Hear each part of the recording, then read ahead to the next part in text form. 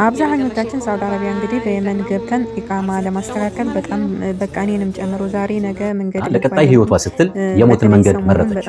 እጣ ፈንታ ግን ጨካኝ ሆነች። የመኖሪያ ፍቃዷን አውጥታ ልጇን በነፃነት ስማ ከባሏ ጋር በደስታ ለመኖር የነበራትን ህልም ግን ውድ እህቶቼ እባካችሁ እንደው ከዚች ከልጅ እንማር።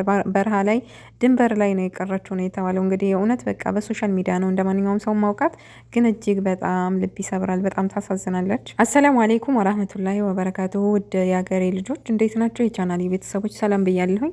እንግዲህ ወላሂ ነው የምላችሁ ይሄን ሰሞን እኔ በቃ በባህር ሄጄ ኢቃማ ለማስተካከል ልክ ብዙ ልጆች እንደሚያደርጉት እኔም ሀገር ገብቼ ኢቃማዬን ለማምጣት በቃ ለማስተካከል በጣም በቃ በተደጋጋሚ እየመጣብኝ ነበር ሀሳቡ።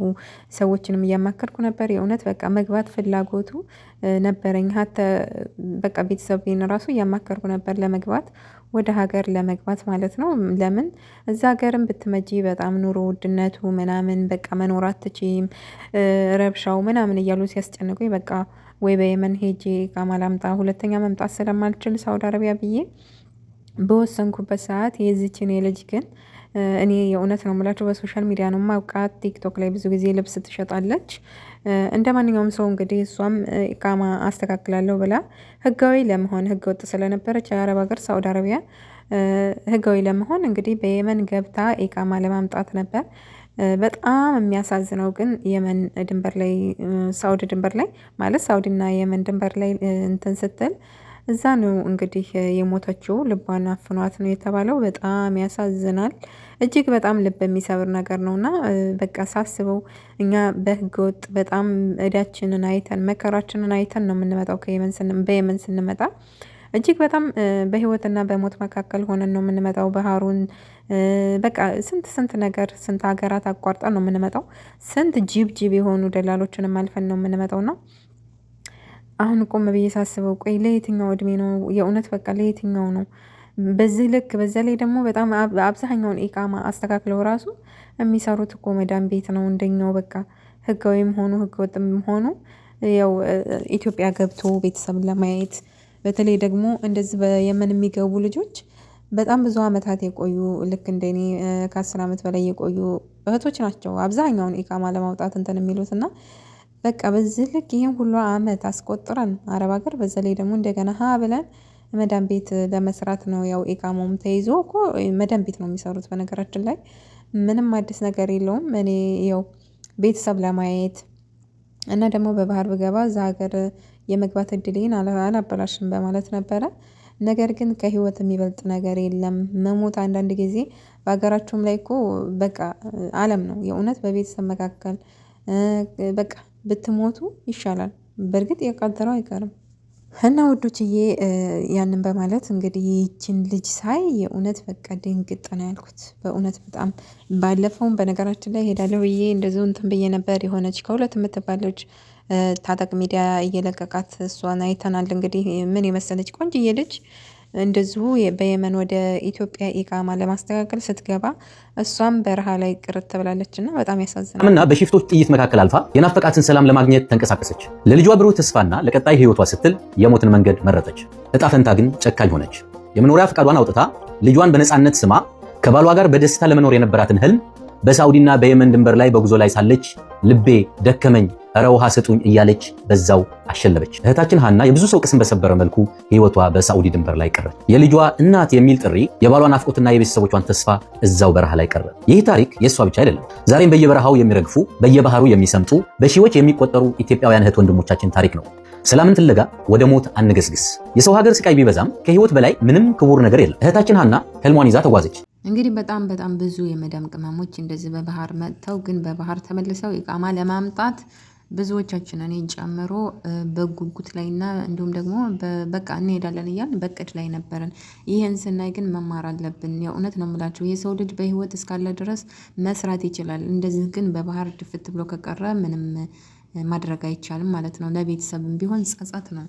በተለይ ደግሞ ለእናት የእውነት በቃ ስንት አመት ኖራችሁ ተለያይታችሁ ካሁን መጥታ ልጄን አያለሁ ሲሉ ቤተሰብ በዚህ ልክ በበረሃ ስትቀር በጣም በቃ እኔ እንጃ የልብ ስብራት ነውና ውድ እህቶቼ ቢቀርብን ይሻለናል ለማለት ፈልጌ ነው። ባካችሁ እህቶቼ ለመሄድ ያሰባችሁም ልትሄዱም ደግሞ መንገድ ልገቡ ያላችሁ ልጆች ይቅርባችሁ፣ ቢቀርብን ይሻላል። እንደ ግዴታ ሳውዲ አረቢያ ብቻ ነው እንዴ? ከዚህ ሀገር ገብተን ካልሆነልን ሀገሩን አይተነው የማይመችልን ከሆነ ወደ ሌላ አረብ ሀገር እንሰደዳለን። ካልሆነ ግዴታ ከሆነ መሰደድ ማለት ነው እንዴ? ቢስሚላ እኔ ወላሂ ነው የምላችሁ በቃ የኢትዮጵያ ችግሩን ምናምን መኖራችን ምናምን በቃ በጣም ብዙ ነገር ስሰማ አገር ቤትም ካሉት ያው ከኑሮ ውድነቱ ምናምን በቃ ምን አሰብኩኝ በቃ እኔም በየመን እንደማንኛውም እህቶቼ ገብቼ ኢቃማ አስተካክዬ ልምጣ ብዬ ወሰንኩ ማለት ነው። እንግዲህ ይህች እህታችን ሀና ትባላለች።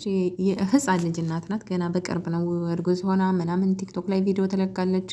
አሁን በቅርብ ደግሞ ልጇን ወልዳ ወደ ሀገር ልካ ልጄንም አያለሁኝ ብላ ነበር።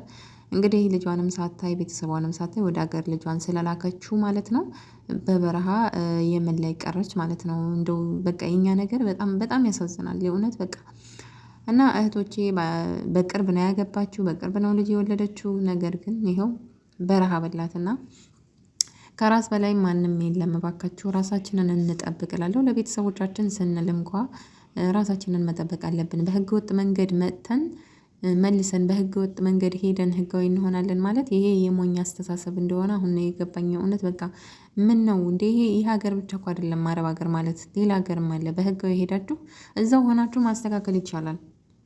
በተለይ ደግሞ ለሴት ልጅ የትም ሀገር ይሁን ስራ ጠፍቶ አይጠፋም። ለወንድ ነው እንጂ ትንሽ እንትን የሚለው ለሴት ግን ያን ያክል ስራ ጠፍቶ አይጠፋም። ስለዚህ እህቶቼ በየመን ወደ ኢትዮጵያ ገብተን ኢቃማ እናመጣለን የምትሉ እህቶች ቢቀርባችሁ ይሻላል።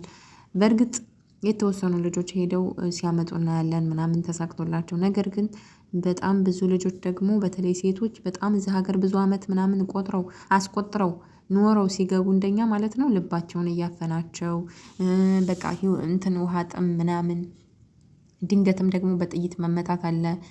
በዛ ምክንያት በጣም ብዙ ልጆች በበረሃ ቀርተዋል፣ በየመን ድንበር ላይ ቀርተዋል ማለት ነው። ይሄ ደግሞ እንደዚህ ሟቃችሁ ሄዳችሁም እኮ በነፃ አይደለም። የሚገርመውና በጣም እንትን የሚለው ከ15 ሺህ ሪያል በላይ ያስፈልጋል። ከ15 ሺህ ብር በላይ ከ15 ሺህ ሪያል በላይ አውጥተን ከዛም ደግሞ እንደዚህ በህይወትና በሞት መካከል ሆኖ ህጋዊ ለመሆን ያን ያክል አስፈላጊነቱ አልታየኝም። የእውነት ቢቀርብን ይሻላል። ለቤተሰቦቻችን ብንኖር ይሻላል እላለሁኝ። በተረፈ ለቤቴ አዲስ የሆናችሁ ሰብስክራይብ እያደረጋችሁ ቤተሰብ ሆኑ። እንደዚህ ጠቃሚ መረጃ ያልኳቸውን እንለዋወጥበታለን። አስተያየታችሁን ደግሞ ኮመንት ላይ ጻፉልኝ። በያለንበት ሰላማችን ይብዛልን። የመዳም ቅመሞችዬ በርቱልኝ እላለሁኝ። በዚች በልጅ ግን በጣም ብዙ የመዳም ቅመሞችም አዝነዋል። በቃ በጣም ብዙ ልጆች አዝነናል።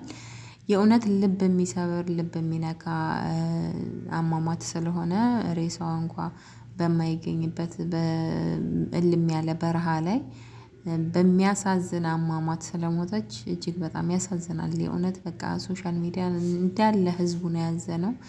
እውነት በቃ በጣም የምታሳዝን በዛ ላይ ደግሞ ዝም ያለች የሆነች በቃ አለ አይደል የምታሳሳ ልጅ ናትና ብቻ ለቤተሰቦቿ እኔ እንደው ምን እንደምንል አናቅም። ቤተሰቦቿ እንዴት እንደሚሆኑ አላቅም።